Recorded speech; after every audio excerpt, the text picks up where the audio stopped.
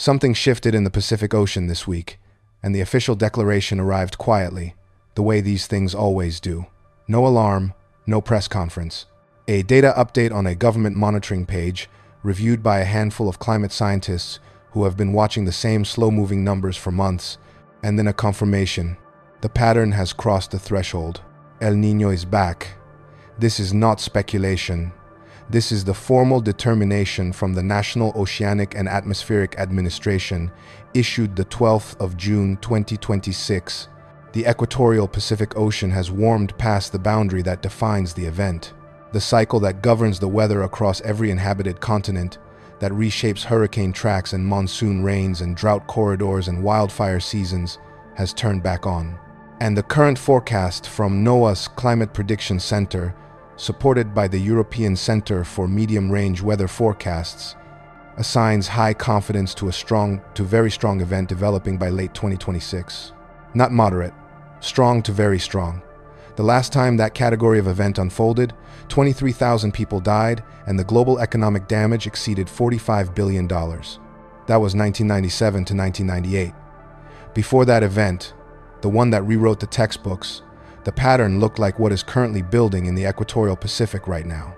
Tonight's report covers what the official data shows at this exact moment, the current state of the sea surface temperature anomalies across the Nino 3.4 monitoring region, what the subsurface Kelvin wave record tells us about what is being delivered toward the surface over the coming weeks and months, what NOAA's new measurement index, the Relative Oceanic Nino Index, is designed to capture that the old methodology was missing, and then the layer that no other channel in this space will what the human record actually says about this cycle. Not climate science from the 20th century. The human record from thousands of years before our instruments existed. Because 3 civilizations on 3 separate continents, with no known contact with one another, documented the arrival of this pattern. They described the same signs. They named the same consequences. 2 of them built their entire calendrical warning systems around tracking its return. 1 of them wrote it into stone. The question this report will answer before it closes is this: how did they know what to watch for, and what did they say would follow? If tonight is your first time with us, this channel files a new report every night. We cover the events the official agencies confirm, and then we go to a second layer the agencies do not touch. The ancient record, the documented human observation that predates our instruments and describes with startling precision the same events we are now monitoring in real time. If that is something you want to keep receiving, subscribe and hit the bell. We file every night.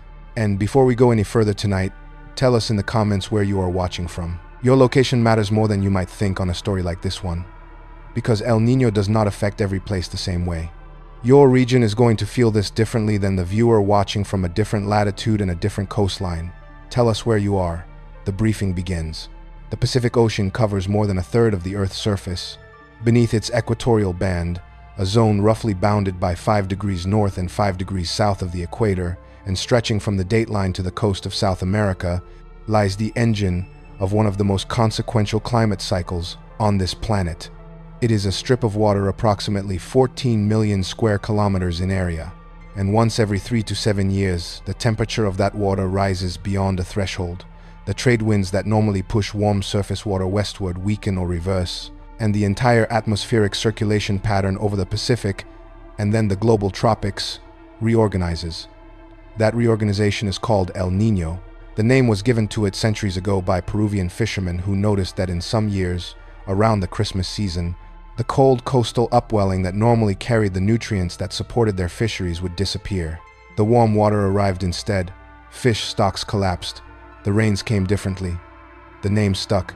El Niño, the little boy, the Christ child. The fishermen did not know they were observing the same cycle that Andean oracle traditions had been documenting for perhaps 3,000 years before they put a name to it. They did not know that the Inca had a name for it too, and a monitoring system built into the agricultural terrace networks of the high Andes, calibrated specifically to detect its approach. They did not know that a papyrus scroll written in Egypt 3,600 years ago described what we now recognize as El Niño's most severe manifestation in terms so precise that modern climate historians have used it as a proxy record. That is what comes later in tonight's report. First, the data.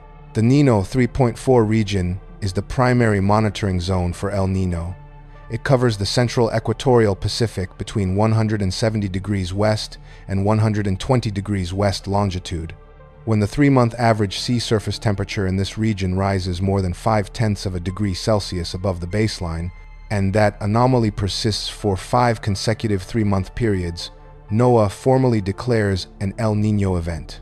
As of the 12th of June 2026 update, that threshold has been crossed. The transition began in the second half of 2025, when a La Niña that had been suppressing equatorial Pacific temperatures since late 2024 finally lost its grip.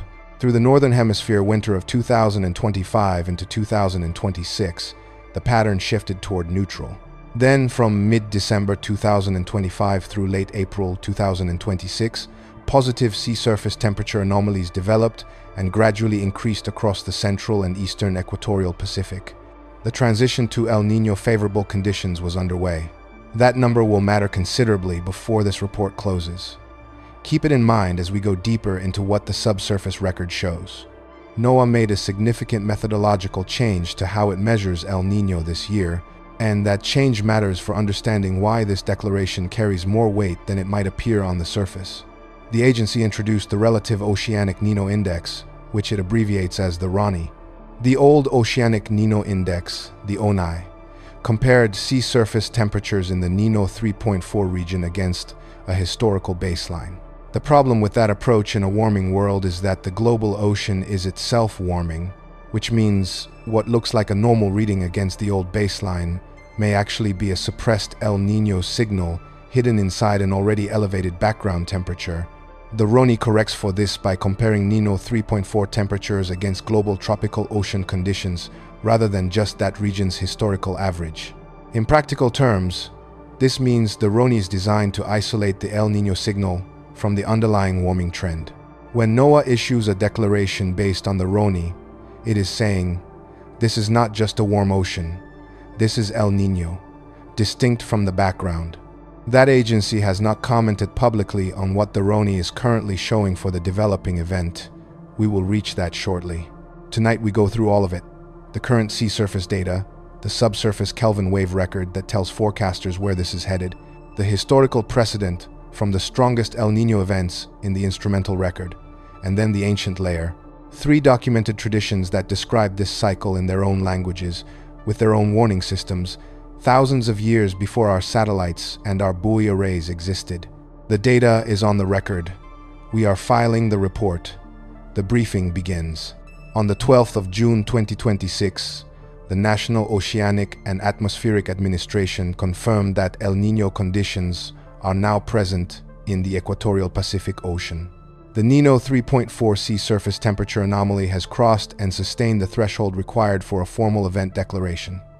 The agency's Climate Prediction Center, working in conjunction with the International Research Institute for Climate and Society and cross-referencing model outputs from the European Center for Medium-Range Weather forecasts, now assigns high confidence to the development of a strong to very strong El Niño event by late 2026. This is the first El Niño declaration since the 2023 to 2024 event, which peaked as a strong event and had measurable effects on global precipitation, wildfire activity, and tropical cyclone tracks across 4 ocean basins. The event that is now forming is forecast to exceed it. Here is the question this report will answer before the ancient record section closes. One of the traditions documented tonight used a specific number, a count of years, to describe the interval at which this cycle returns at its most severe. That number, drawn from a pre-Columbian Andean record documented in detail by Spanish colonial chroniclers in the 16th century, matches the recurrence interval of strong to very strong El Niño events in the modern instrumental record with an accuracy that is not easily explained. We will reach that number. It will be worth the wait. The monitoring infrastructure behind tonight's data is substantial.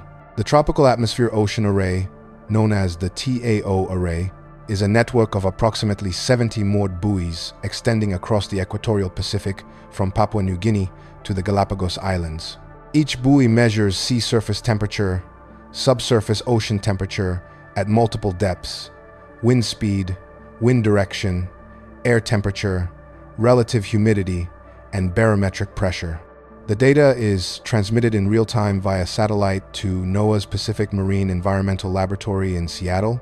Alongside the TAO array, NOAA operates the Argo float program, a global fleet of nearly 4,000 autonomous profiling floats that drift through the world's oceans at depth before rising to the surface periodically to transmit temperature and salinity data at multiple levels from the surface down to 2,000 meters. It is the Argo data that provides the subsurface picture, the view beneath the surface, that tells forecasters not just what the ocean is doing now, but what it is delivering toward the surface from below. What the subsurface picture currently shows is an area of elevated temperature anomaly propagating eastward along the equatorial thermocline. The thermocline is the boundary layer between the warm, wind-mixed surface water and the cold, deep water below. It typically sits at roughly 100 to 200 meters depth in the central Pacific. When the thermocline deepens in the eastern Pacific, it means warm water is being pressed down from above, or that a pulse of warm water is propagating eastward from the central Pacific in what is called a downwelling Kelvin wave. Kelvin waves in the ocean are slow, massive perturbations that travel along the equator and can take several months to cross the full width of the Pacific. A downwelling Kelvin wave suppresses the upwelling of cold water in the eastern Pacific, allowing surface temperatures to rise. NOAA's Global Ocean Data Assimilation System, the GODAS, which integrates the Argo data with model outputs, shows that a positive ocean temperature anomaly has been present along the thermocline in the central and eastern equatorial Pacific since early 2026. The positive anomaly tendency, the rate at which the warmth is building, has been sustained and measurable through the spring of 2026. What that subsurface record indicates is that the current surface warming is not a transient event. There is thermal energy banked below the surface that will continue to feed the event as it matures. The seasonal timing of this declaration is significant in a way that the summary coverage will not explain. El Niño forecasting suffers from what climate scientists call the spring predictability barrier. The atmospheric and oceanic patterns that determine whether an El Niño event is developing or decaying are at their most ambiguous during the northern hemisphere spring, roughly March through May. Model skill drops sharply during this period because the tropical Pacific is in a transitional phase that is inherently difficult to forecast. This is precisely the reason that NOAA waited until early June to issue the formal declaration. The spring predictability barrier has now passed. The models are converging, and they are converging on the same answer. The event will intensify through the northern hemisphere summer and into the fall of 2026. The agency uses 4 categories for El Niño intensity. Weak events produce Niño 3.4 anomalies between 0.5 and 0.9 of a degree Celsius. Moderate events produce anomalies between 1 and 1.5 degrees Celsius. Strong events reach 1.5 to 2 degrees. Very strong events exceed 2 degrees Celsius. The 1997 to 1998 event, the strongest in the modern instrumental record at the time of its occurrence, peaked at a Niño 3.4 anomaly of approximately 2.5 degrees Celsius. The 2015 to 2016 event came close, reaching roughly 2.3 degrees.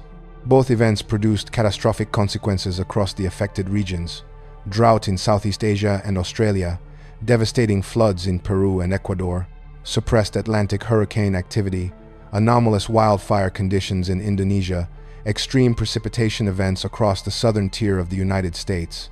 The current forecast range does not yet specify a peak anomaly, but the trajectory of the subsurface warming and the model ensemble spread are consistent with what preceded both the 1997 and 2015 events at comparable points in their development. The European Center for Medium-Range Weather Forecasts, the ECMWF, operates what is widely considered the world's most skillful numerical weather prediction system.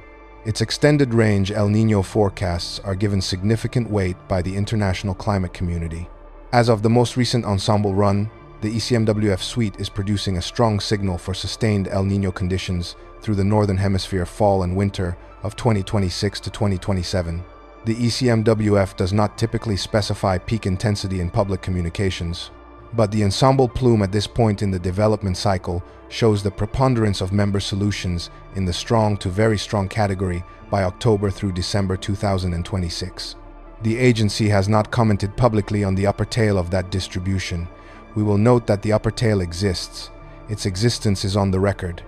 The North Atlantic Oscillation, or NAO, is a separate, large-scale atmospheric pattern involving pressure differences between the Azores high-pressure system and the Icelandic low. NOAA's current monitoring data shows that the NAO index has been positive since February 2026, with a value of 1.4 inches April. A sustained positive NAO is associated with stronger westerly winds across the North Atlantic, which typically deflects storms toward northern Europe and away from the southern latitudes. The interaction between a developing strong El Niño and a positive NAO phase is a pattern that climate researchers have identified in several historical analogs. The combination tends to amplify temperature and precipitation anomalies across specific regions of the Northern Hemisphere during the fall and winter seasons. The specific regions most affected by this combined state include the southern United States, the western Mediterranean, and parts of East Africa. Those regions are on the monitoring list as the event matures. There is a second development in the Pacific that is less widely reported and carries implications that are not yet reflected in public communications. NOAA's ocean monitoring has flagged a dipole-like stationary fluctuation that has been observed in the equatorial Pacific since late March 2026. A dipole pattern in this context means that temperature anomalies east and west of the central Pacific are developing in opposite directions simultaneously. This is not a standard feature of El Niño development. It suggests that the atmospheric response to the subsurface warming is occurring unevenly across the basin. What a dipole pattern at this stage of development has meant in prior analogous events is that the eventual peak intensity was distributed differently in time. The event tended to develop more rapidly and peak earlier than the standard seasonal progression would suggest. That anomaly in the subsurface development pattern, paired with the Kelvin wave propagation currently documented by the Codex, is one of the two numbers in the NOAA data suite that mainstream reports have not discussed. We will reach the second one before this report closes. The effects already attributable to the developing El Niño signal, distinct from background warming trends, are beginning to appear in the monitoring record. Sea surface temperatures above average have been confirmed in the Atlantic hurricane main development region, an area of the tropical Atlantic between roughly 10 and 25 degrees north latitude, where the majority of Atlantic tropical cyclone development occurs. Above-average sea surface temperatures in the main development region, combined with the El Niño-driven increase in wind shear across the Caribbean and Gulf of Mexico, create a competing set of conditions. The ocean surface wants to support cyclone development, but the upper-level winds generated by El Niño tend to tear tropical cyclones apart before they can intensify. This conflict between warm waters and high shear is characteristic of El Niño hurricane seasons, and it historically results in suppressed Atlantic activity despite the warm ocean baseline. The University of Arizona's April 2026 seasonal forecast called for 20 named storms, 9 hurricanes, and 4 major hurricanes, citing elevated sea surface temperatures as the primary driver. That forecast was issued before the El Niño declaration. The interaction between the developing event and the Atlantic sea surface temperature pattern is not yet resolved in the forecast record. It is an active area of monitoring. Watch for agency updates in July and August. The Nino 3.4 region was running positive anomalies from mid-December 2025 through late April 2026. The anomalies decreased slightly from late April through late May, which NOAA noted in its monitoring bulletins. That temporary reduction in anomaly was interpreted by some analysts as a sign of potential stabilization. It was not. The June data clarifies that the reduction was a seasonal signal consistent with the spring predictability barrier, not a reversal of the underlying development. The positive anomaly tendency has resumed and is now being confirmed across both the surface and subsurface datasets simultaneously. When both the surface and subsurface records are moving in the same direction at the same time, after passing the spring predictability barrier, the historical precedent is that the event continues to develop. There is no analog in the modern record of a surface and subsurface positive tendency at this stage of development that subsequently reversed. The Argo float network currently has approximately 3,800 active floats in the global ocean. Of that total, roughly 1,400 are positioned in the Pacific Basin. Each float operates on a 10-day cycle, It descends to a parking depth of approximately 1,000 meters, drifts for the duration of the cycle, then descends further to 2,000 meters before rising slowly to the surface while collecting temperature and salinity profiles. When it reaches the surface, it transmits the profile data via satellite before descending again. The density of Argo float coverage in the equatorial Pacific, combined with the TAO mooring array, means that the monitoring picture for El Niño development is currently the most detailed in the history of ocean science. We know where the warm water is, we know how deep it goes, we know the direction it is moving, and the picture it shows is consistent across every data source. The event is real, it is developing, and it has the thermal fuel in the subsurface to sustain development through the forecast period. One further data point before we move to the historical record: NOAA's Pacific Marine Environmental Laboratory tracks SO2 emission rates from the equatorial Pacific as part of its ocean atmosphere monitoring suite. This is not the SO2 from volcanic activity, which is measured separately. This refers to dimethyl sulfide, a biogenic compound produced by phytoplankton in the surface ocean, which oxidizes in the atmosphere to produce sulfate aerosols that can influence cloud formation. Under La Niña conditions, the strong upwelling of cold, nutrient-rich water in the eastern Pacific supports high phytoplankton productivity and elevated dimethyl sulfide flux to the atmosphere. Under El Niño conditions, the suppression of that upwelling collapses phytoplankton blooms, reduces the dimethyl sulfide source, and reduces the atmospheric sulfate loading that would otherwise contribute to cloud nucleation. In practical terms, an El Niño event reduces the natural cloud-seeding aerosol source over the eastern Pacific. That is a feedback that amplifies the surface warming. It is not widely discussed in public communications about El Niño. It is part of the internal physics that makes strong events self-reinforcing once they are established. The event is now established. The feedbacks are now active. The pattern in the modern record is clear. We do not stop at the modern record.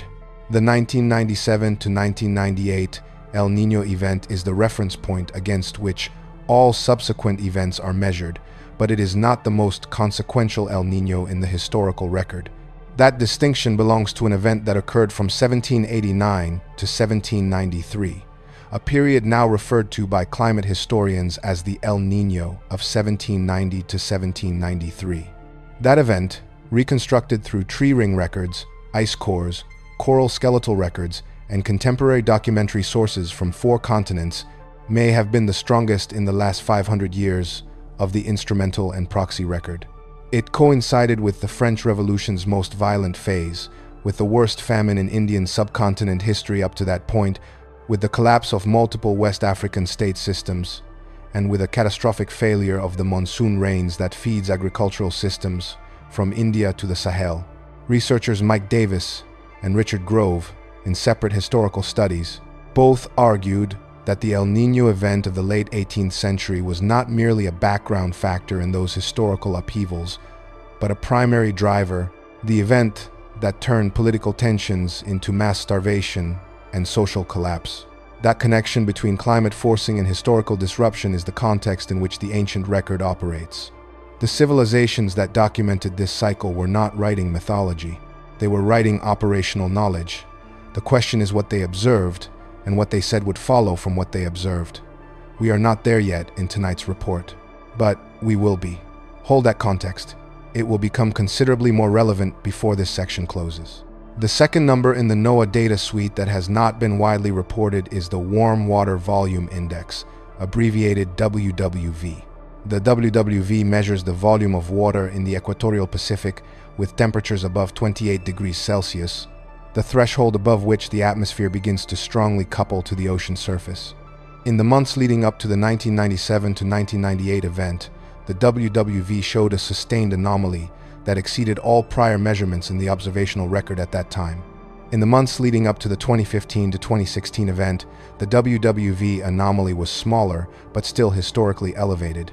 NOAA's current monitoring of the WWV shows a positive anomaly developing through the spring and into June of 2026 that is tracking in the upper range of what preceded those two reference events.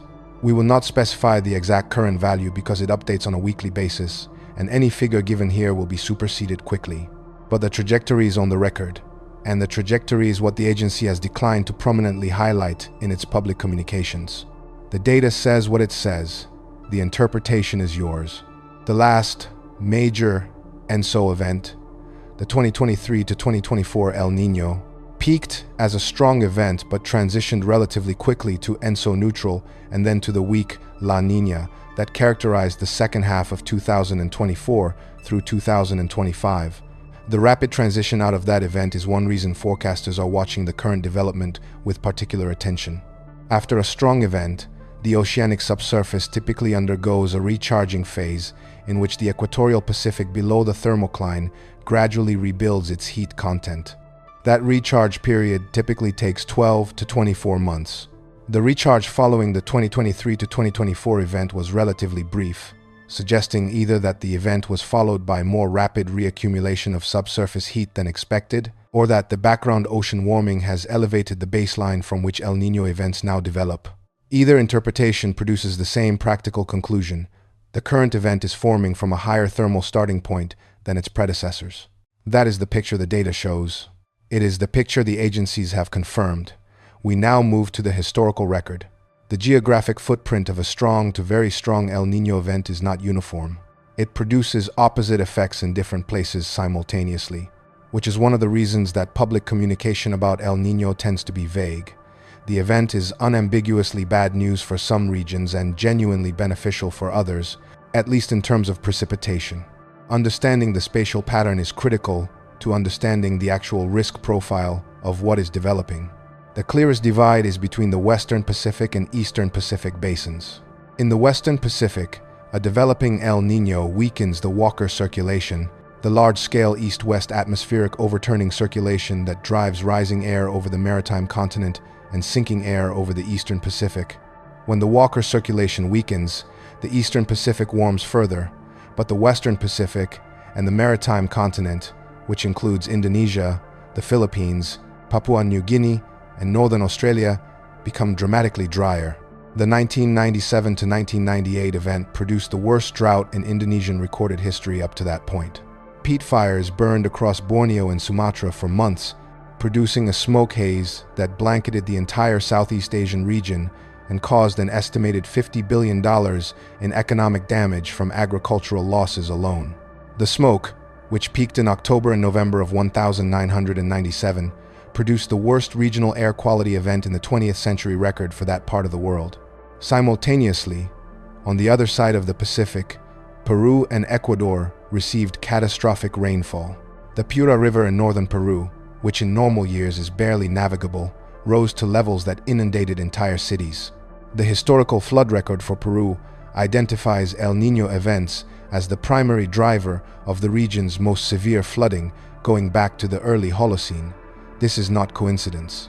El Niño warms the eastern Pacific coast of South America, which draws moisture from the ocean onto the land and produces convective rainfall at intensities that the regional infrastructure was never designed to manage. The 1997 to 1998 event produced mudslides in Peru that killed thousands of people and displaced over 250,000 from their homes.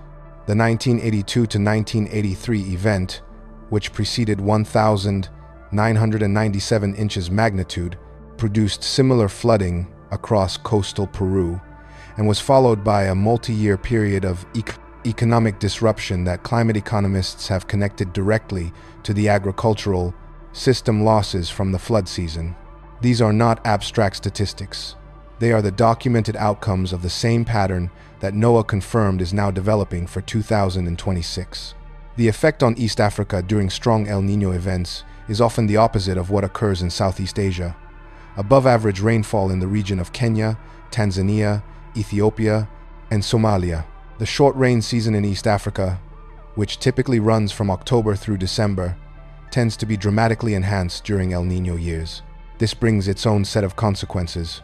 The 1997 to 1998 event produced flooding across Kenya and Tanzania that killed thousands, caused an explosion in mosquito populations that drove a massive outbreak of Rift Valley fever in Kenya and triggered landslides across the highland regions of Ethiopia. The Rift Valley fever outbreak specifically, which affected livestock populations across a wide area and jumped to human populations in the affected regions, killed over 400 people and caused economic losses to the pastoral economy that required years to recover from.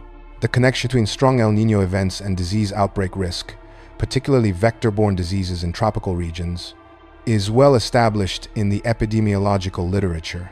Warmer, wetter conditions in East Africa during El Niño years produce ideal breeding conditions for the Aedes and Anopheles mosquito populations that transmit dengue, malaria, and Rift Valley fever. That risk is elevated for the current El Niño cycle for the October through December 2026 period. The North American impact of a strong to very strong El Niño is one of the most well documented in the patterns effect record, and it operates primarily through the jet stream. The jet stream, the fast-moving river of air in the upper atmosphere that steers storm systems across the continent, is displaced southward during El Niño events. This pushes the primary storm track from the Pacific directly into California and the southern tier of the United States, producing above-average rainfall across the southwest, the Gulf Coast, and the southeast. The northern tier of the United States, from the Pacific Northwest east through the Great Lakes and New England, tends to be warmer and drier during El Niño winters. In the southern hemisphere, the same pattern produces catastrophic flooding in Paraguay, Uruguay, and southern Brazil, while Australia suffers drought conditions across the continent's interior and northeast. The 1997 to 1998 event flooded the Salinas Valley in California, closed major highways across the state for weeks, and contributed to over $2 billion in storm-related damage in the United States alone. The 1982 to 1983 event produced flooding in the Colorado River Basin that damaged the Hoover Dam spillways and triggered a comprehensive revision of dam safety standards for the western United States. Those are the reference events. The current forecast is tracking their development trajectory. We want to be precise about what is and what is not confirmed at this point in the development cycle. What is confirmed? El Niño conditions are present. The subsurface record shows continued positive anomaly tendency. Model ensembles converge on a strong to very strong event by late 2026. The spring predictability barrier has been passed, which increases forecast confidence. The Ronnie methodology confirms the signal as genuine El Niño rather than background warming. What is not yet confirmed? The peak intensity, the precise timing of peak development, the Nino 3.4 anomaly at peak. Whether the event will transition to very strong, which would place it in the category of the 1,997 and 2015 events, or whether it will plateau at strong. Those determinations will be made by the data over the coming months. We file when the data moves. We will be watching. The fishing industry of Peru and Ecuador, which has historically been one of the world's most productive due to the Humboldt Current upwelling system that delivers cold, nutrient-rich water to the surface along the South American coast, is already registering the early effects of the developing warm water anomaly. The Humboldt upwelling is driven by wind stress. Trade winds blowing northward along the coast drag surface water away from the shore, drawing cold water up from below. When El Niño weakens those trade winds, the upwelling diminishes, the cold water stays at depth, and the surface waters warm. The anchovy, which is the foundation of the Peruvian fishing economy and the primary input for the global fish meal industry, is a cold water fish that requires the cold, nutrient-dense upwelling water to survive. When El Niño arrives in strength, anchovy populations collapse from the northern Peruvian fishing grounds and can take years to recover. The 1972 to 1973 El Niño event caused the near-total collapse of the Peruvian anchoveta fishery, which at the time was the largest single-species fishery on Earth by weight. The global impact of that collapse rippled through agricultural commodity markets for years, as fish meal prices spiked and livestock producers in Europe and North America absorbed the cost. The current event is not yet at a stage where its impact on the Peruvian anchovy fishery can be assessed, but the trajectory of the sea surface temperature anomaly along the South American coast is already being monitored by Produce, Peru's Ministry of Production, which has responsibility for fisheries management. Early data is not publicly available yet. We will note that the monitoring is occurring.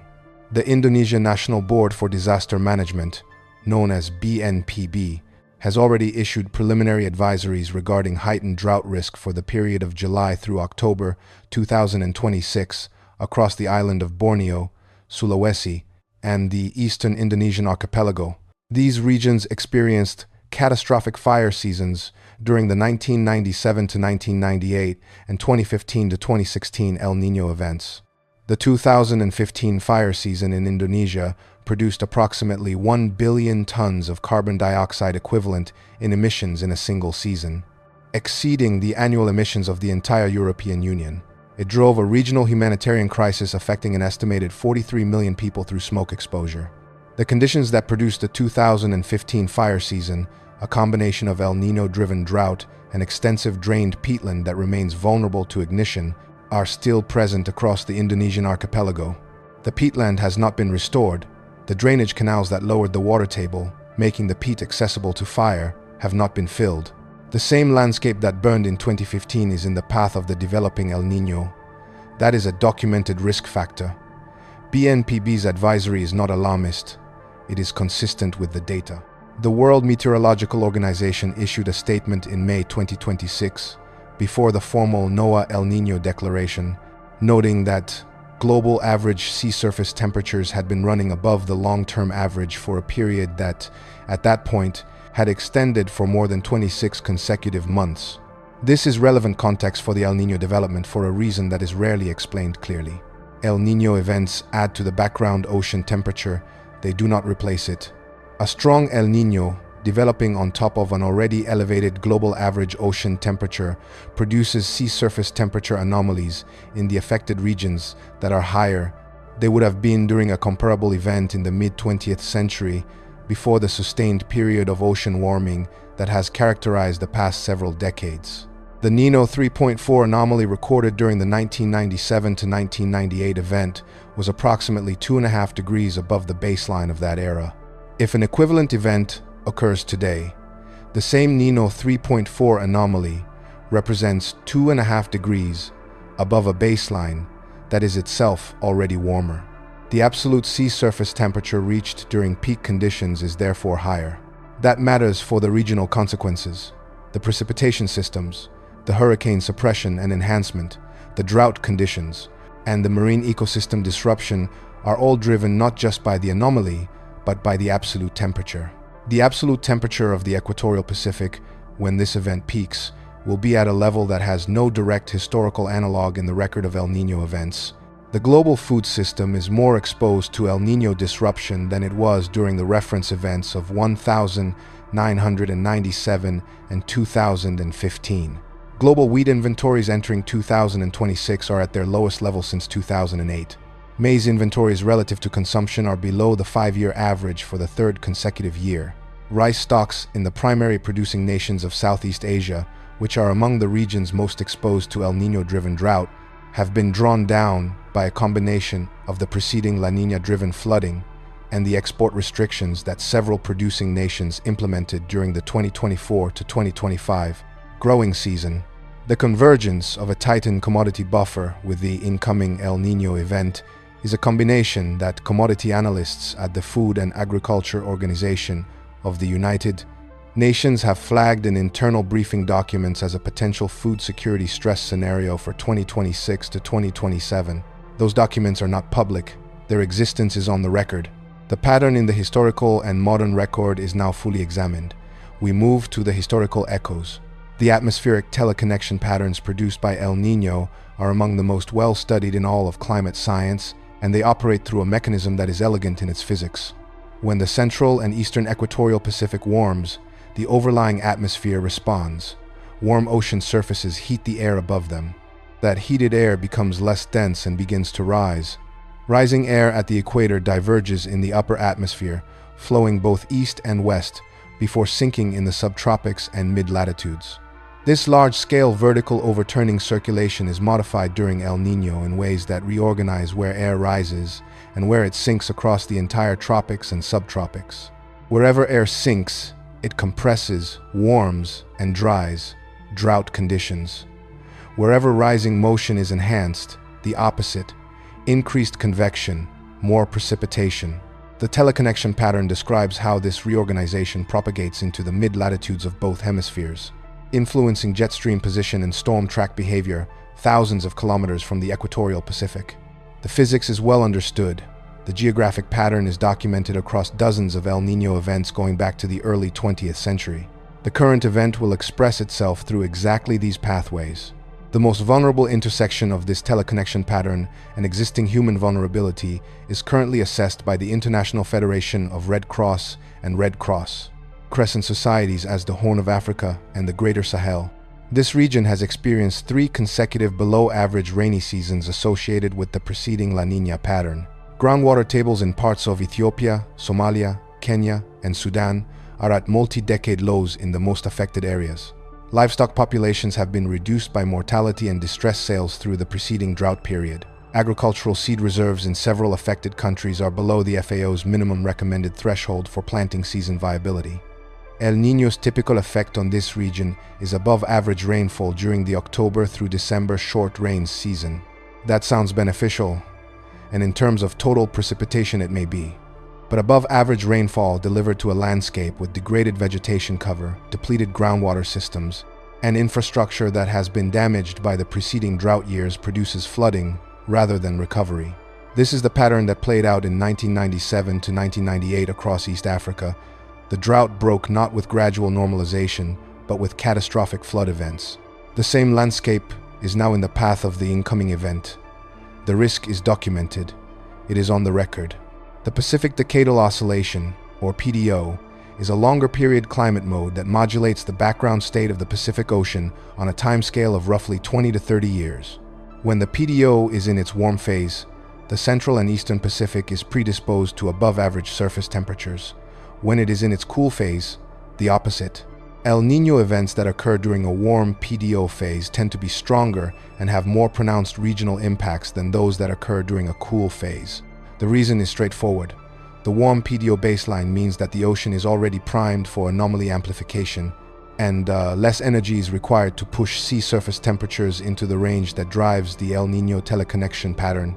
NOAA's long-term monitoring of the PDO shows that the index transitioned from a cool phase to a warm phase in approximately 2014, a transition that preceded the very strong 2015 to 2016 El Niño event. The warm PDO phase has persisted. The current El Niño is developing within a warm PDO background state. That is the same configuration that produced the 2015 to 2016 event, which at the time was the strongest El Niño in the modern satellite era. This event is forming in the same background state. That is on the record. The agencies have not publicly highlighted this connection. The data does not require highlighting. It says what it says. The Madden-Julian Oscillation, the MJO, is another intraseasonal climate mode that interacts with El Niño development in ways that are important for the near-term forecast. The MJO is a 40 to 60-day cycle of enhanced and suppressed convection that propagates eastward around the equatorial belt.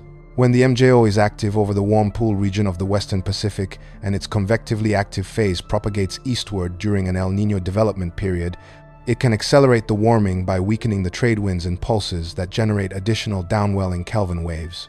MJO activity has been documented as a contributing factor in the rapid intensification of the 1997 to 1998 event. NOAA's MJO monitoring, conducted through the Climate Prediction Center's real-time MJO index, will be a key tracking variable over the next 60 to 90 days as the current El Niño develops.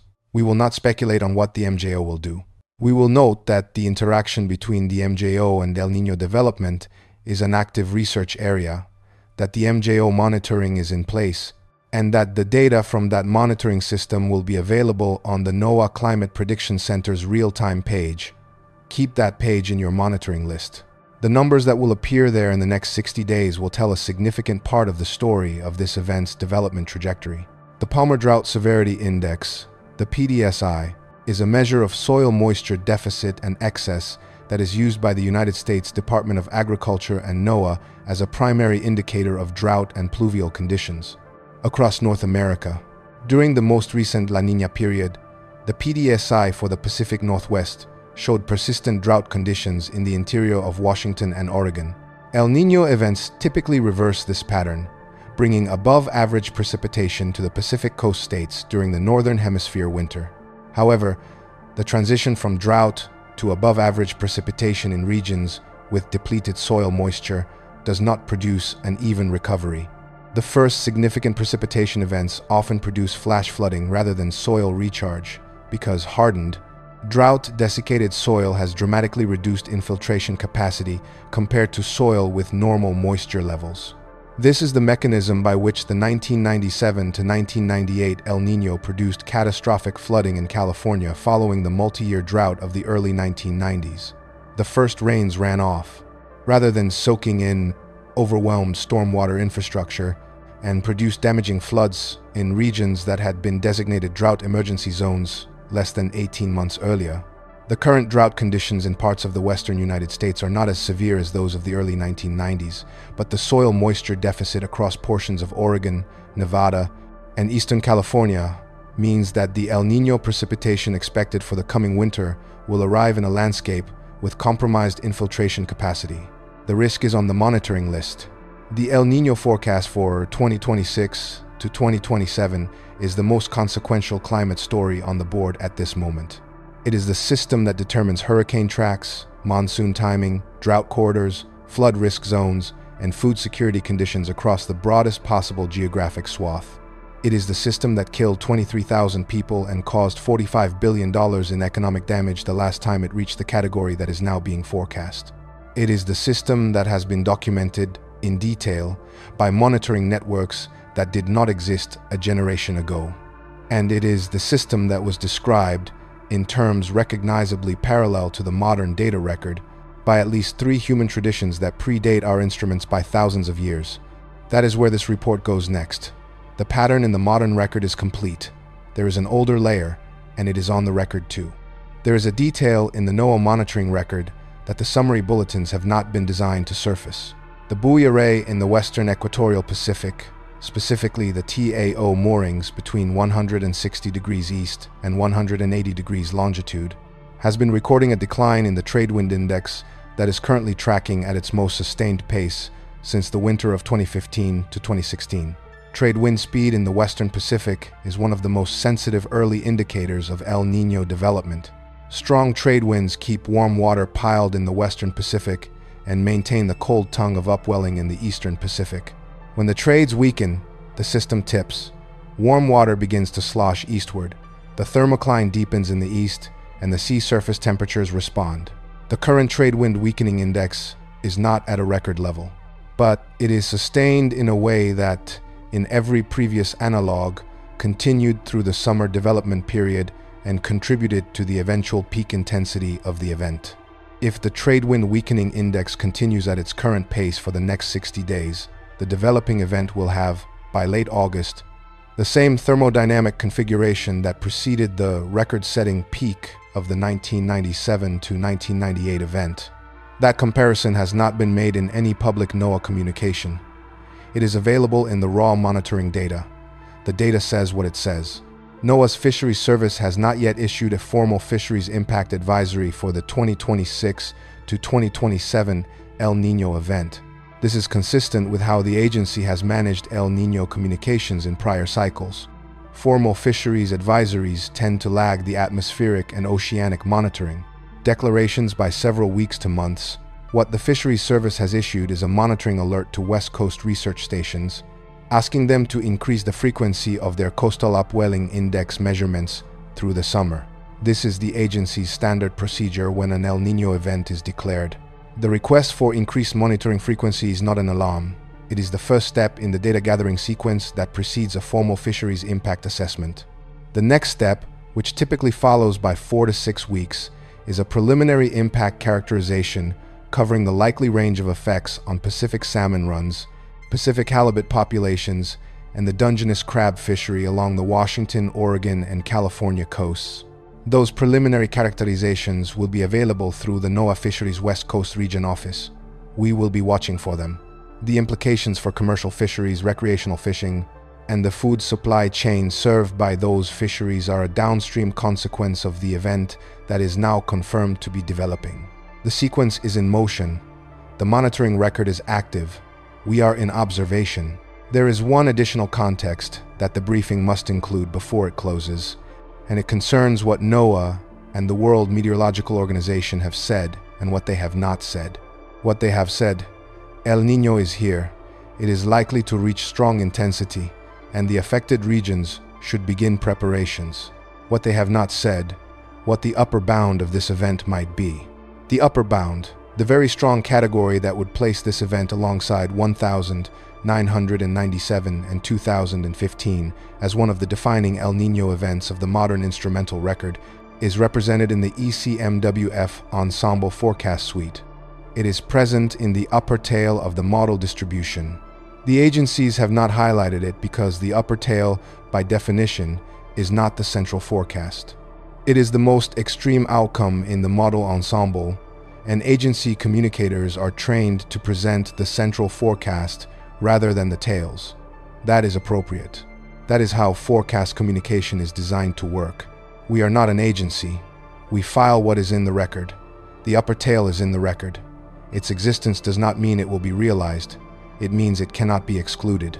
And given the subsurface thermal configuration currently being documented by the Argo network and the Codex, the upper tail deserves to be on your monitoring list alongside the central forecast. That is what the full record shows. Now we move to where it has been seen before. The Atlantic Multidecadal Oscillation, the AMO, is a pattern of sea surface temperature variability in the North Atlantic that operates on a 50 to 70 year cycle. The AMO interacts with El Niño teleconnections in the North American sector in ways that are less studied than the PDO interaction, but are increasingly documented in the Paleoclimate record. Current AMO monitoring shows the index in a warm phase that has persisted since the mid-1990s.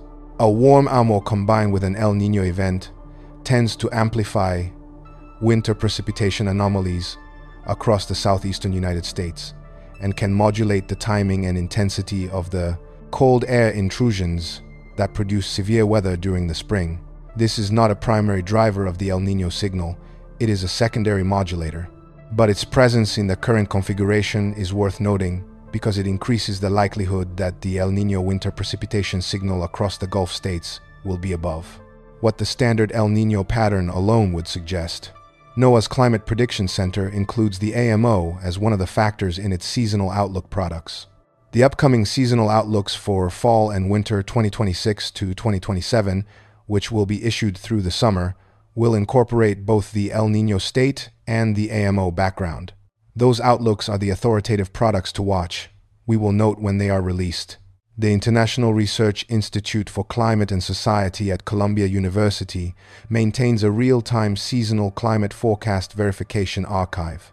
This archive documents how well seasonal climate forecasts have performed historically for different regions and different variables during El Niño years. The verification data shows that El Niño year seasonal forecasts have systematically higher skill scores than non-El Niño years for precipitation across the tropics and the mid-latitudes of both hemispheres. The reason is that El Niño provides a strong and predictable climate, forcing that reduces the role of internal atmospheric variability, which is the primary source of forecast uncertainty in non-El Niño conditions. What this means, practically, the seasonal forecasts that will be issued for fall and winter 2026 to 2027 will have more skill than a typical seasonal forecast. When NOAA's Climate Prediction Center issues an above normal or below normal precipitation outlook for a given region for December through February of 2026 to 2027, that outlook will be more reliable than comparable outlooks in years without a strong El Niño. The signal is real, the monitoring is in place, the forecast skill is elevated, and the forecast is pointing toward one of the strongest events in the modern record. We do not add to that with speculation. We report what the record shows. We file this as a briefing, not a warning. The interpretation remains yours. Now, the historical parallels. The ocean heat content of the upper 2,000 meters of the global ocean is now the highest in the modern measurement record. This is distinct from the sea surface temperature record. It is a measure of the total thermal energy stored in the ocean column, not just the surface skin. NOAA's National Centers for Environmental Information maintains the global ocean heat content dataset, updated quarterly from Argo float data and ship-based measurements. The most recent availability of update, which covers through late 2025, shows the global ocean heat content at approximately 10 zettajoules above the 2005 to 2019 reference period. 1 zettajoule is 10 to the 21st power joules. The total energy output of the Sun that reaches the Earth's surface in an entire year is approximately 5.5 zettajoules. The excess heat, currently stored in the upper 2,000 meters of the global ocean, represents nearly 2 years of total solar input at Earth's surface above what the ocean would contain if it were at its reference period average. That is the thermal reservoir into which the El Niño event is now being embedded. The event does not create that reservoir. It is created by the background ocean warming. The event expresses it. What emerges at the surface over the coming months is the expression of a system that has been storing energy for years. The data is complete. We move to what is in the older record. One more data point before we close the briefing. The National Integrated Drought Information System, NIDIS, which coordinates drought monitoring across all United States federal agencies, has elevated its drought monitoring frequency for the western tier states beginning the 1st of June 2026. The NIDIS Drought Monitor, published weekly by the University of Nebraska's National Drought Mitigation Center in collaboration with NOAA and the USDA, currently shows moderate to severe drought conditions affecting approximately 31% of the contiguous United States by area. The areas most significantly affected include portions of the Pacific Northwest, the interior Southwest, and the Central High Plains. These regions will be directly affected by the El Niño teleconnection pattern during the coming fall and winter. The Pacific Northwest and Northern Tier states typically receive below-average precipitation during El Niño winters, which would extend or worsen drought conditions in those areas through spring of 2027. The Southwest and Gulf states typically receive above-average precipitation. For the Southwest, the above-average precipitation will arrive in a landscape that has experienced multi-year drought, with the same reduced infiltration capacity issue discussed earlier in this report. NIDIS has not issued a specific El Niño drought response advisory. It has increased its monitoring frequency. That is how these sequences begin. The monitoring is active, the data will move, we will be watching, we remain in observation. That is the full current record from the instruments. What follows is the record from before the instruments existed.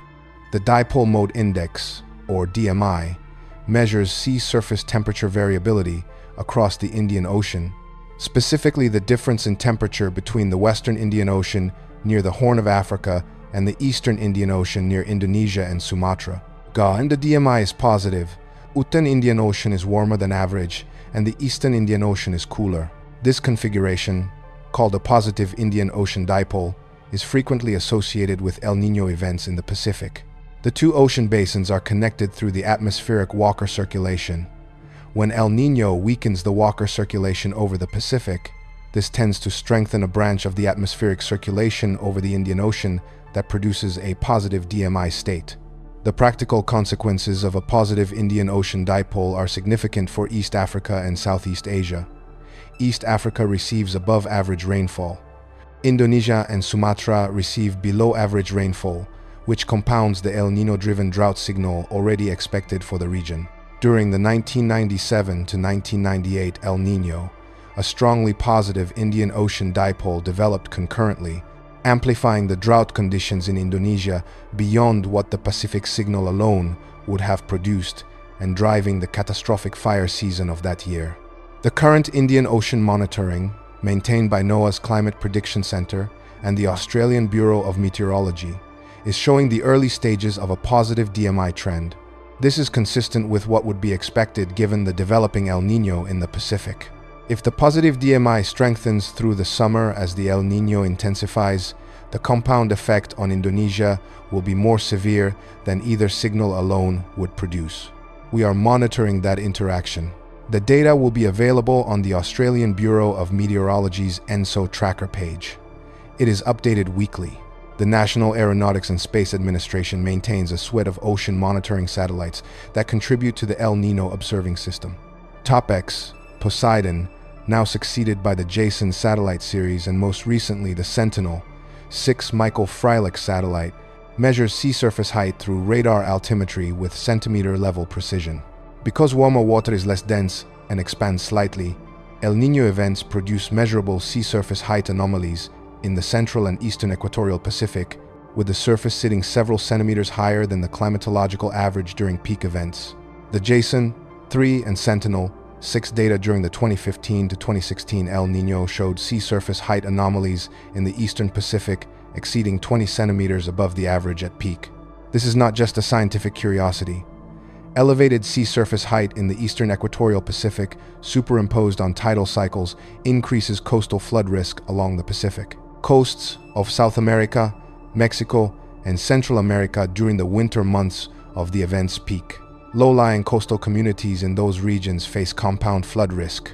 Sea level running anomalously high due to El Niño, combined with high tides and storm surge from enhanced winter precipitation events.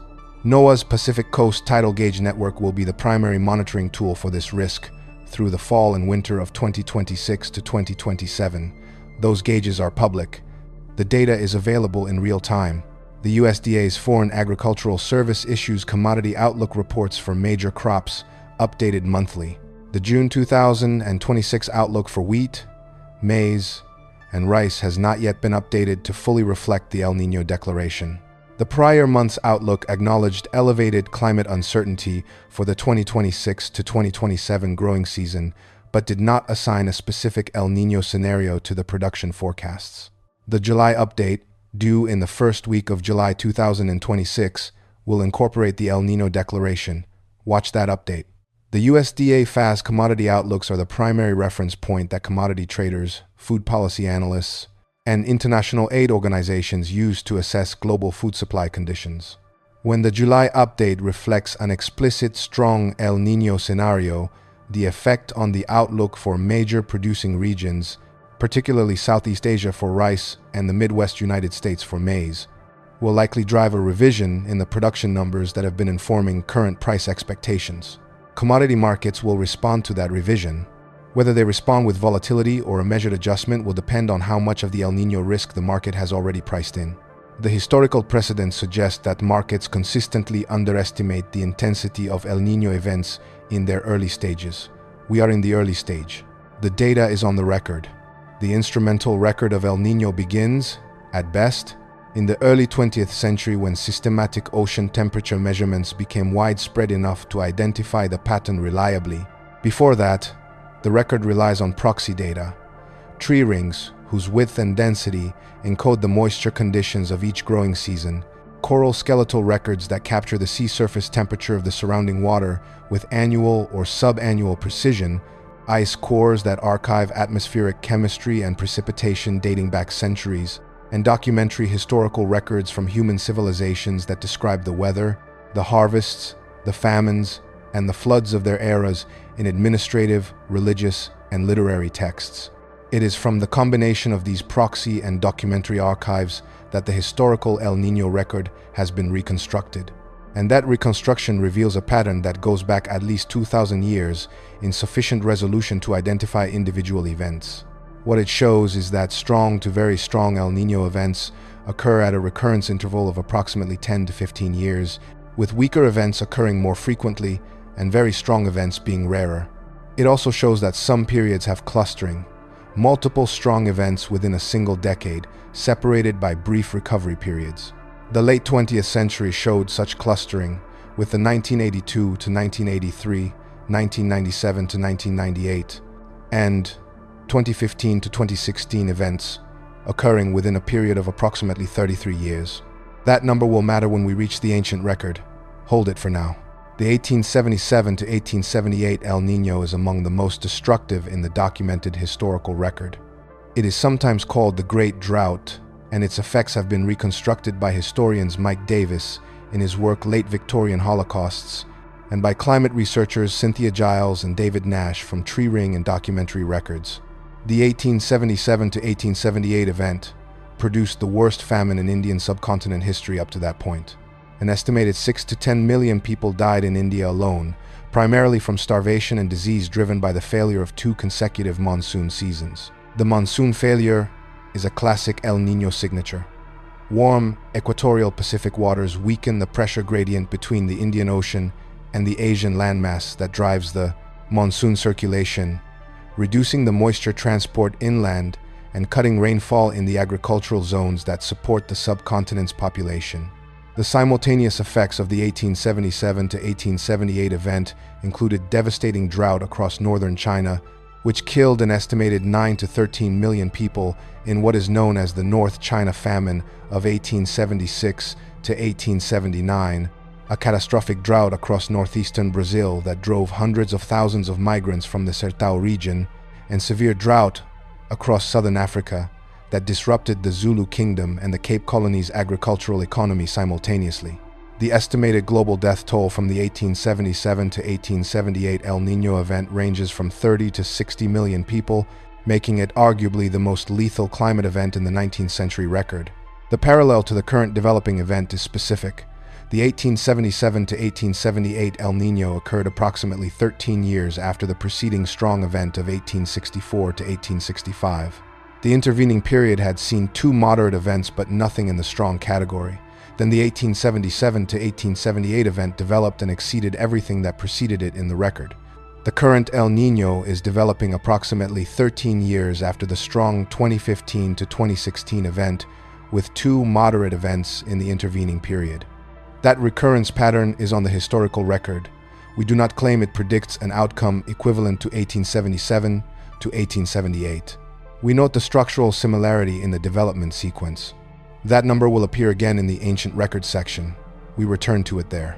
The 1789 to 1793 El Niño, reconstructed through the work of climate historian Richard Grove and cross-referenced against tree ring, ice core, and documentary records from 4 continents, may be the strongest event in the last 500 years of the proxy record.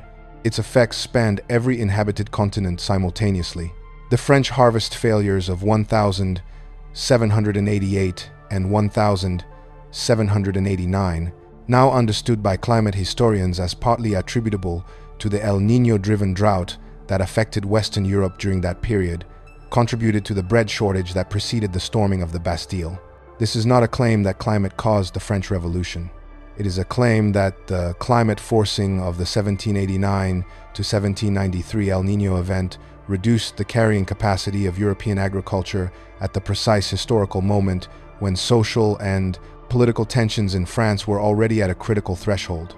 The drought tipped a system that was already under stress. Similar dynamics played out simultaneously in India, where the Bengal famine of 1769 to 1770 had already weakened the agricultural system, and where the 1789 to 1793 El Niño produced another catastrophic harvest failure, affecting an estimated 10 million people. In sub-Saharan Africa, the same event produced the drought that disrupted the agricultural systems of the West African Sahel and contributed to the political instability that preceded the major state. Collapses of the early 19th century, the 1789 event was not a regional disaster. It was a global reorganization of the climate system that affected human civilization on every continent where civilization existed. The pattern was global then. The pattern is global now. The scale is different. The physics is the same. The connection between El Niño and the collapse of the classic Maya civilization, a topic that climate researchers Victor Mendez and Douglas Kennett examined in their analysis of stalagmite records from Belize and Guatemala, illustrates the long-term consequences of sustained El Niño activity. The so-called terminal classic drought of approximately 800 to 1000 CE, during which the Maya city-states of the southern lowlands experienced a prolonged period of below-average rainfall, has been associated in the stalagmite record with anomalous conditions in the Pacific that are consistent with a prolonged El Niño-like state. The collapse of the classic Maya political system, one of the most dramatic civilizational disruptions in pre-Columbian American history, unfolded during this period. Not as a single event but as a cascading sequence, agricultural yields declined, which reduced the surplus that supported the state apparatus, which weakened the military and administrative systems, which made the city-states vulnerable to conflict and abandonment. The stalagmite record does not prove that El Niño caused the Maya collapse. It shows that the collapse coincided with an anomalous Pacific state. The documentary record produced by the Maya themselves describes what they experienced during this period. That documentation, encoded in the Dresden Codex, is the record we examine in the ancient section of tonight's report. We are not there yet. Hold that context. The pattern across the historical record from 1877 to 1789 to the terminal classic period suggests something that the modern monitoring infrastructure confirms in real time. El Niño events are not random occurrences. They occur within a structured climate system that has been operating continuously for at least the past 2 to 3 millennia. The civilizations that observed this cycle, from Peru to Egypt to the Maya lowlands, had enough time and enough observational continuity to recognize the pattern. They had enough generations of recorded observation to identify the signs that preceded the severe events. They had enough reason, in terms of survival, to encode that knowledge in the most durable formats available to them: stone inscriptions, manuscript traditions, oral practices that were memorized by specialists and passed from generation to generation. The pattern in the modern record is clear, but we do not stop at the modern record. There is an older layer, and what it shows is what comes next. The pattern in the modern record is clear, but we do not stop at the modern record. There is an older layer, one that predates our instruments, our agencies, and our measurement systems by thousands of years. Tablets, manuscripts, oral traditions, and documented predictions that logged conditions matching this signature long before the Tau buoy array existed to confirm them. That layer is what comes next. The historical record examined tonight represents 4 events spanning the years 1789 to 1793, 1877 to 1878, the terminal classic period from 800 to 1000 CE, and the modern reference events of 1982 to 1983 and 1997 to 1998. Across all of them, the same underlying physics operated. The equatorial Pacific warmed, the Walker circulation reorganized, the monsoon patterns shifted. The agricultural systems of the affected regions failed in sequence. The human systems that depended on those agricultural systems absorbed the shock in ways proportional to the resilience, surplus capacity, and adaptive flexibility that each civilization had built into its food system and social structure. The civilizations that had built buffer capacity, including the Inca redistribution system and the Egyptian administrative granary network, survived intact or recovered relatively quickly. The civilizations that lacked buffer capacity, or whose buffer capacity had already been depleted by prior stresses, did not. That is the pattern in the historical record. The pattern is relevant to the current situation because the global food commodity buffer, measured in weeks of global consumption, is currently at its lowest level since 2008. We note that fact. We return to the ancient record. The Ipuwer Papyrus is one of the most debated documents in the archive of ancient Egyptian writing. It is preserved in a single manuscript now held in the Leiden Museum in the Netherlands, catalogued as Leiden Papyrus 1, 344. The text itself is generally dated by Egyptologists to the Middle Kingdom period, approximately 1850 to 1650 BCE, though some scholars argue for an Old Kingdom original, of which the Leiden copy is a later transcription. The document presents itself as a lament, attributed to a figure named Ipuwer, describing a period of catastrophic social and environmental disruption. Its most famous passages describe rivers that have turned dark, crops that have failed, the land that has been turned upside down, and a social order that has collapsed. Egyptologist Robert Drews, in his comparative study of Bronze Age collapse narratives, and climate historian Brandon Drake, in a 2012 paper published in the Journal of Archaeological Science, argued independently that the specific set of conditions described in the Ipuwer Papyrus, including anomalous Nile flood behavior, crop failure across multiple consecutive years, the collapse of trade, and widespread famine, is structurally consistent with the effects of a major El Niño event on the ancient Near East. The argument requires some explanation, because Egypt's experience of El Niño is counterintuitive. Egypt is not in the Pacific, and its primary water source, the Nile, flows from the highlands of Ethiopia and the equatorial lakes. The connection works through the monsoon. The Nile's flood, the annual inundation that made Egyptian agriculture possible, was driven by the Ethiopian monsoon rains that fell on the highlands of the Blue Nile catchment each summer. Those monsoon rains are sensitive to the Walker circulation pattern in the tropical atmosphere. During strong El Niño events, the Walker circulation shifts, weakening the Indian Ocean monsoon branch and disrupting the Ethiopian highland rainfall. The result is a reduced Nile flood. A reduced Nile flood means reduced silt deposition on the floodplain, reduced soil moisture for the spring planting season, and reduced agricultural yield. 2 to 3 consecutive years of reduced Nile flood, which is precisely the pattern that strong El Niño events can produce in this monsoon system, would produce exactly the conditions described in the Ipuwer Papyrus: crop failure, famine, and social collapse. The Papyrus describes the rivers as having run blood. This is understood by climate historians not as a literal description, but as a description of the red Saharan dust that blows into the floodplain under drought conditions, when the Nile flood is insufficient to carry the dust away and instead deposits it in a reddish sediment layer that the ancient Egyptians would have recognized as abnormal. The Ipuwer text was not written as a climate report, it was written as a political and social lament. But what it describes, read through the lens of the modern climate record, is recognizable. The specific sequence of events, the failed floods, the dried crops, the collapse of the administrative order, is what strong El Niño events have done to the Nile system in every analog we have the data to examine. What the Egyptians could not have known, and what Ipuwer could not have articulated in the language of modern climate science, is that the disruption he was describing had a source in the Pacific Ocean, thousands of kilometers from the banks of the Nile. He knew that something was wrong with the flood. He knew that the sky and the land were behaving differently from what was expected.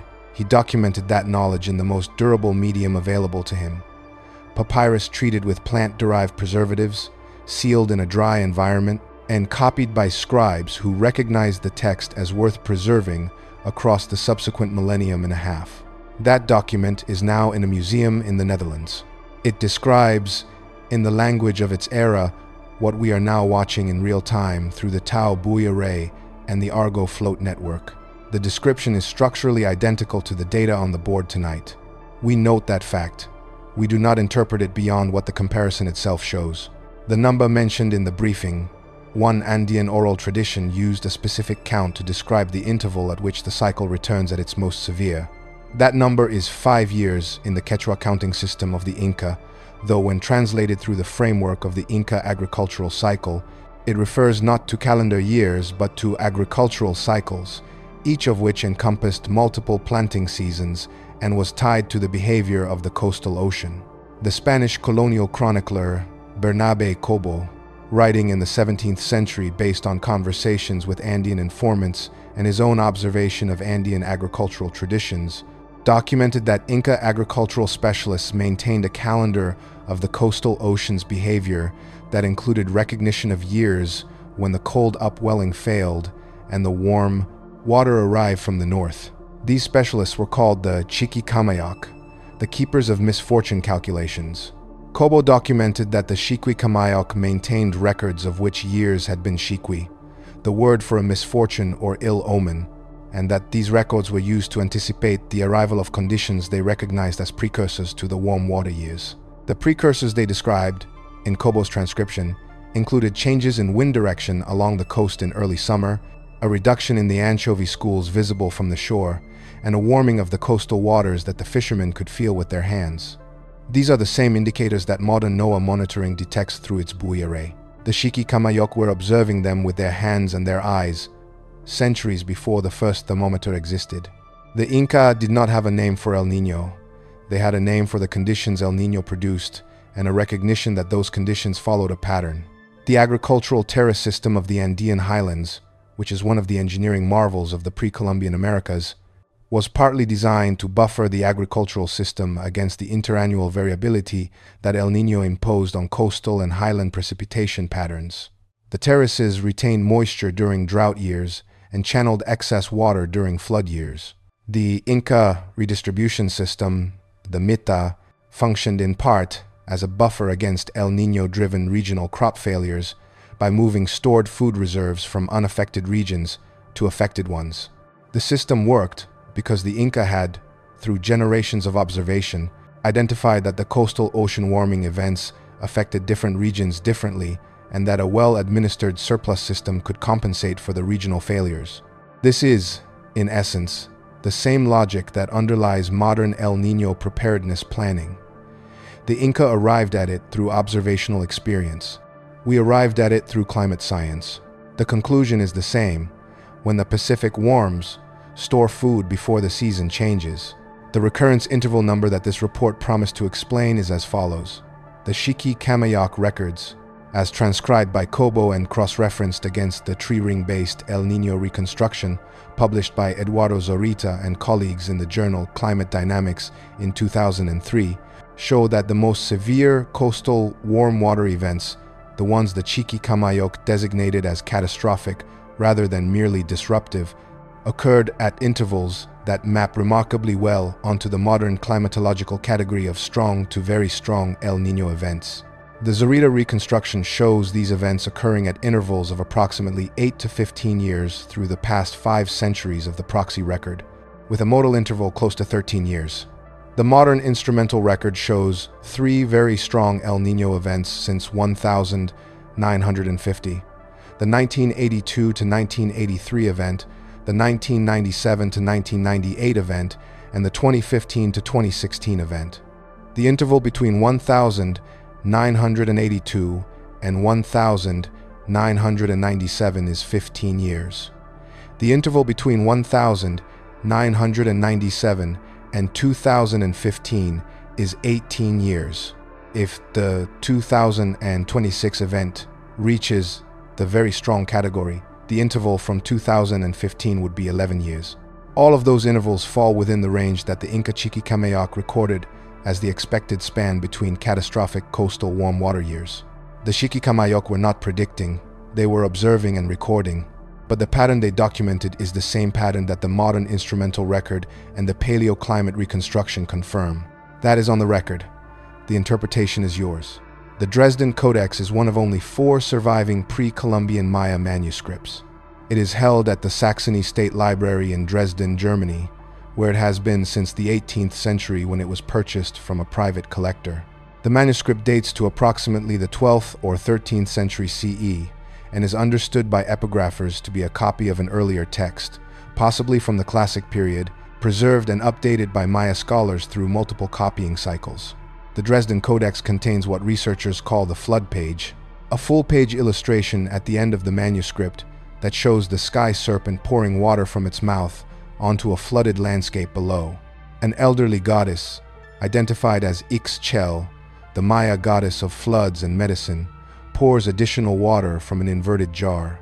Below, the Mayan death deity Apush stands in the floodwaters. The text accompanying the image refers to a great flood and to a cycle of destruction associated with a particular configuration of the astronomical calendar.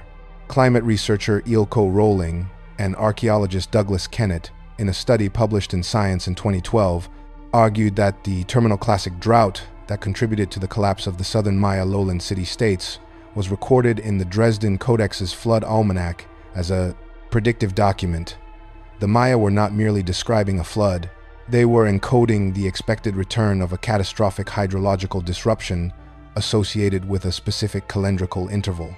The interval described in the flood almanac corresponds, when decoded through the 365-day Hab calendar and the 260-day Tzolk'in ritual calendar that together constitute the Maya calendar round, to a cycle of approximately 52 years. That is the calendar round, the point at which the Hab and Tzolk'in calendars realign after completing their respective cycles. The calendar round was the framework within which the Maya tracked long-period astronomical and climatic patterns. The flood almanac appears to be associating catastrophic hydrological events with specific positions in the calendar round cycle. What Kennett and Rowling's analysis suggests is that the Maya had accumulated enough observational data across enough generations of observation to recognize that catastrophic flood and drought events associated with the Pacific climate pattern recurred at intervals that were predictable within the framework of their astronomical calendars.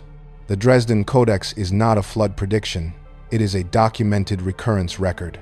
The flood page describes what the Maya had seen before and expected to see again at the appropriate interval. The modern climate record confirms that the pattern they were tracking is real. The calendar round interval of 52 years does not map precisely onto the El Niño recurrence interval, but the long period clustering of severe events that the Maya calendar was designed to track corresponds to what the paleoclimate reconstruction shows for the Pacific climate system on multi-decade timescales. We will answer the interactive question planted in the briefing section here. The question was how three separate ancient traditions, operating in different languages on different continents, with no documented contact with one another, arrived at structurally similar descriptions of the same climate pattern. The answer the data provides is not mystical, it is observational.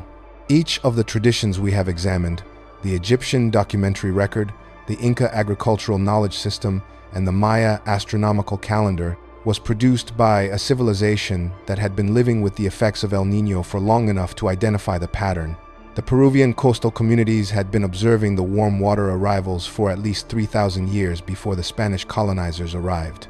The Egyptian scribal tradition that produced the Ipuwer papyrus had been observing the Nile flood variability for at least 2,000 years before the Leiden manuscript was copied. The Maya astronomical tradition that produced the Dresden Codex had been recording hydrological events for at least 500 years before the surviving manuscript was written. All of these traditions had, through sheer observational continuity, accumulated enough data points to recognize a recurrent pattern. They did not know that the pattern was driven by the Pacific. They knew what it looked like when it arrived and what it tended to produce. The description they left behind is recognizable because the pattern they observed is the same pattern that the modern monitoring record confirms. That is the answer. It is not a mystical answer. It is an observational answer. The question is whether that convergence of independent observational traditions, each arriving at structurally similar descriptions of the same physical pattern without knowledge of one another, tells us something about the reliability of the pattern itself. It does. The data is in the record. The interpretation belongs to you. The fourth tradition that carries documented El Niño parallel material is one that is less frequently cited in the academic literature on climate and ancient records. The Quechua oral tradition of the Huaroquiri region of Peru, documented in the early 17th century by Francisco de Avila in a manuscript now known as the Huarochiri manuscript, or the Runa Indio manuscripto, preserved a cycle of narratives about a figure named Pariaca, a god associated with rain, hail, storms, and the high-altitude water sources that fed the coastal irrigation systems. The Pariacaca cycle describes a series of catastrophic flood and drought alternations, framed as the god's interactions with human communities that had either honored or offended the obligations that maintained the water system's generosity. What is significant about the Pariacaca cycle for our purposes is not the theological framing, but the observational content. The narrative describes a pattern in which periods of great abundance from the sea, associated with warm water and good fishing, are followed by periods of drought and agricultural failure in the highland zones. This is precisely the asymmetric spatial footprint of El Niño: coastal warming and marine productivity disruption in one phase, highland precipitation anomalies in another. The Huarochiri manuscript was not written as a climate record. It was written to document Andean religious practice for the purpose of Spanish missionary activity. But what it preserved, inside the theological narrative structure, is the observational knowledge of highland Peruvian communities about the behavior of the water system over multiple generations. The water system they were describing, including the relationship between the coastal ocean's behavior and the highland rainfall pattern, is the water system that the modern climate record confirms is controlled by the Pacific sea surface temperature pattern. They were describing El Niño. They called it Pariacaca's anger. The physics is the same. We return now to the Ipuwer Papyrus for one additional passage that has not been widely discussed in the popular treatment of this document. In the section of the text that Egyptologist Miriam Lichtheim translated as the description of the land's inversion, the text states that what was yesterday is not today, and the year has changed, as if it has been placed on its side. The original Egyptian uses the phrase related to the Nile's turning, which Lichtheim notes is associated not just with the literal flooding behavior of the river, but with the broader agricultural and social calendar that the Nile flood anchored. When the flood does not come on schedule, or comes at reduced volume, the entire social calendar built around the flood cycle is disrupted. Planting dates shift, harvest expectations change, the labor obligations tied to specific seasonal milestones cannot be met. The papyrus describes this as the year being placed on its side, a phrase that requires almost no translation work to connect to the modern experience of an El Niño year in which the seasonal patterns that agricultural communities have calibrated their practices to are disrupted, sometimes severely. The Egyptians had a calendar. They had a flood-based agricultural system. They had administrative records of when the floods should arrive and how high they should be. When El Niño disrupted that system, they wrote about it as the year being placed on its side. That phrase is on the record. It is more precise as a description of El Niño's disruption of the seasonal order than most of what appears in modern public communications about the event. The data is in the record. The interpretation belongs to you. There is a reading in the Dresden Codex that has been proposed by Maya epigrapher Anthony Aveni in his study of the Codex's astronomical tables that is worth noting in the context of the current developing event.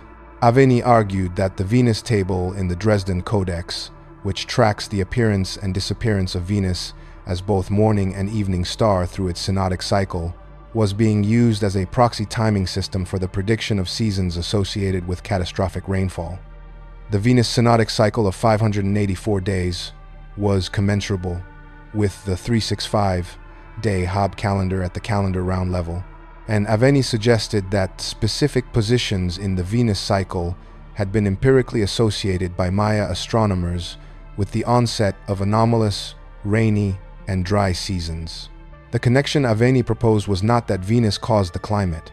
It was that the Maya had discovered an empirical correlation between Venus's position in its cycle and the climate conditions they observed, a correlation that may have arisen from the same multidecadal Pacific climate variability that we now understand through El Niño and the PDO. The Venus cycle was being used as a calendrical tool for tracking a pattern that has a physical basis in the Pacific. The tool was astronomical. The phenomenon it was tracking was oceanic. They are different ways of encoding the same recurrent structure.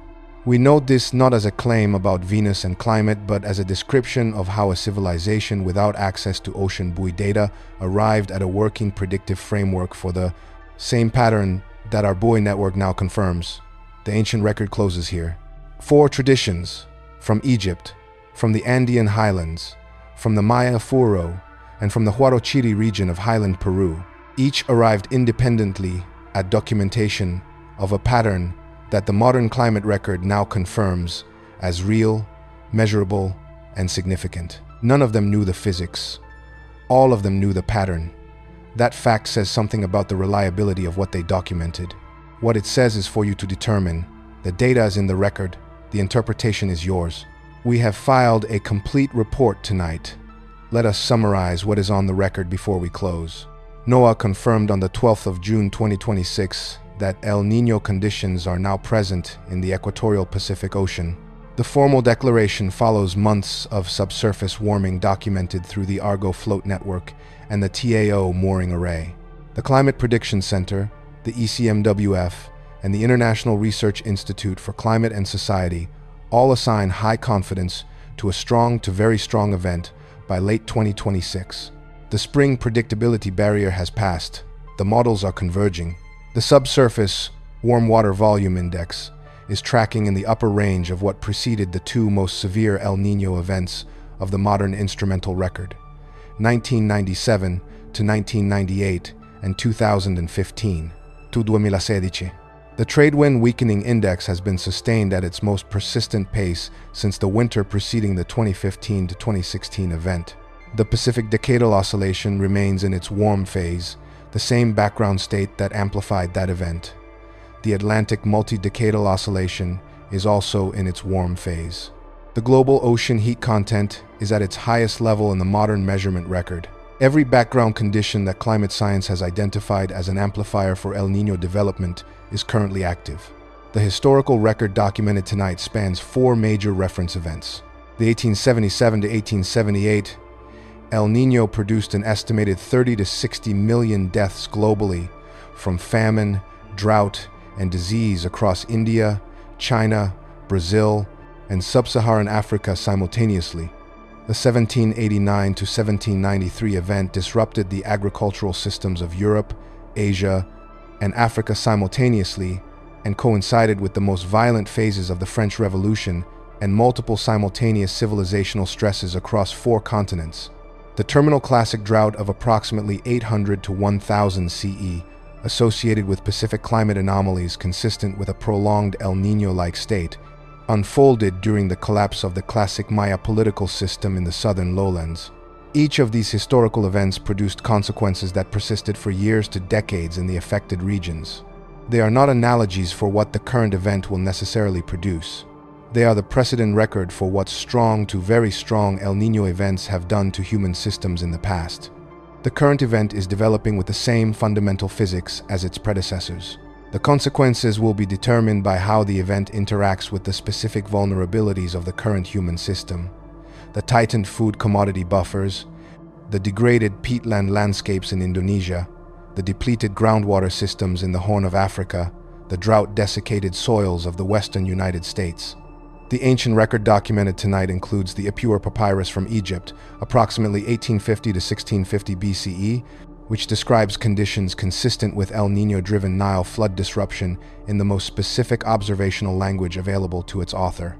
The Inca Chiqui Camayoc tradition, documented by the Spanish colonial chronicler Bernabe Cobo in the 17th century, which preserved a generation's deep record of coastal ocean warming events and their agricultural consequences, with a recurrent structure that maps onto the modern paleoclimate El Niño reconstruction.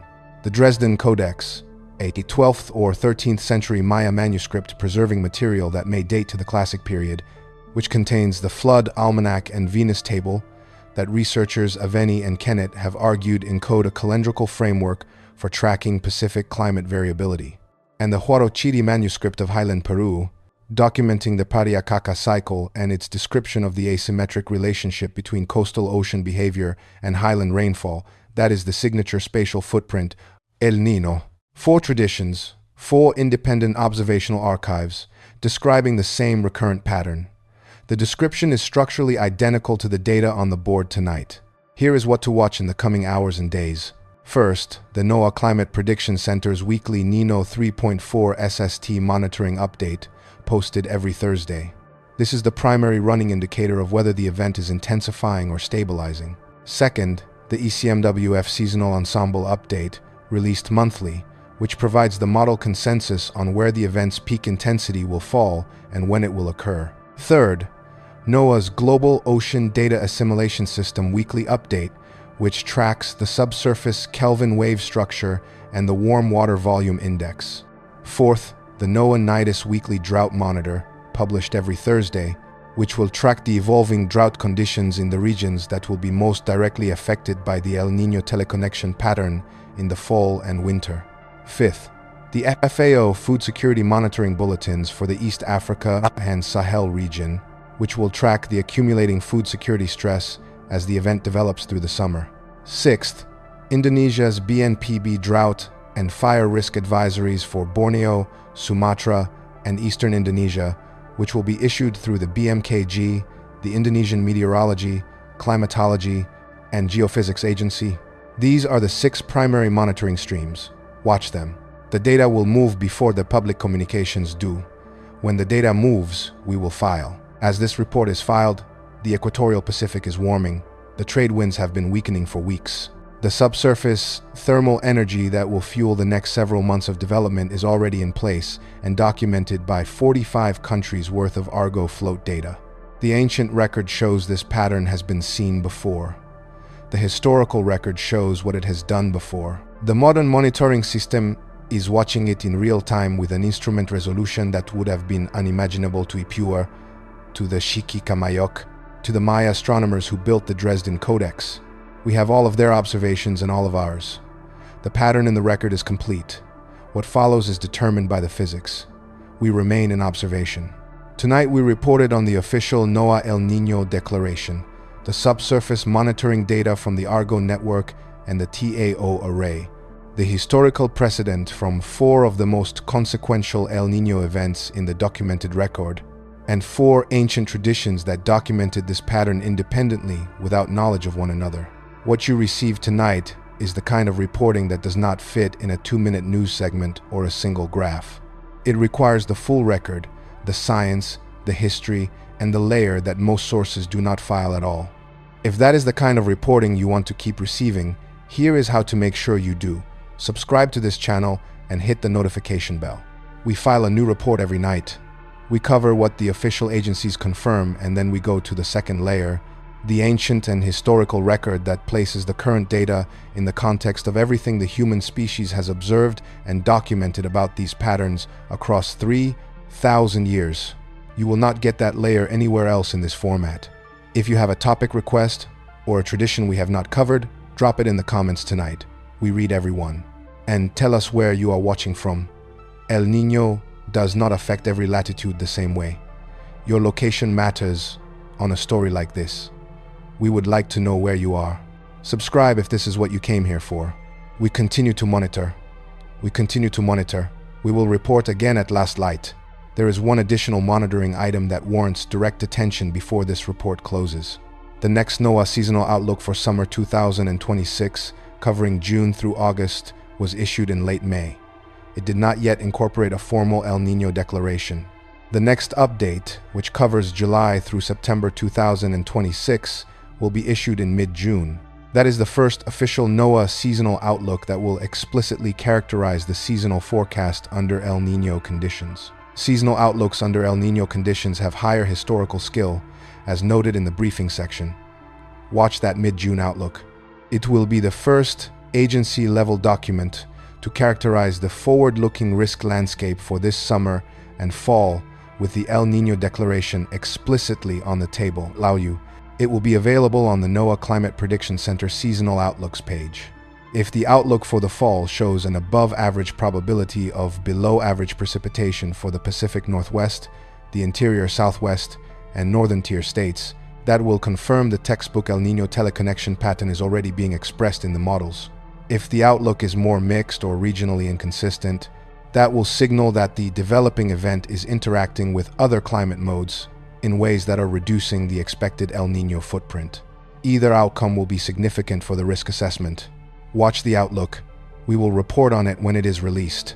The World Food Programme, which is the United Nations agency responsible for food aid delivery to the populations most vulnerable to climate-driven food insecurity, issued a pre-season alert in May 2026 for the Greater Horn of Africa region. The alert flagged the combination of existing below-average food stocks from the preceding La Niña drought period and the incoming El Niño risk as a compound threat that would require pre-positioning of food aid reserves before the October short rain season to avoid a humanitarian response gap. Pre-positioning of food aid is logistically complex and expensive. It requires supply chain arrangements, warehouse capacity, and funding commitments well before the need is confirmed on the ground. The WFP's May alert is on the record. Whether the funding commitments required for pre-positioning have been made is not yet publicly documented. The gap between the alert and the funding reality is the space where humanitarian crises develop. We note its existence. We file what is known. The instruments are running. We do not sleep.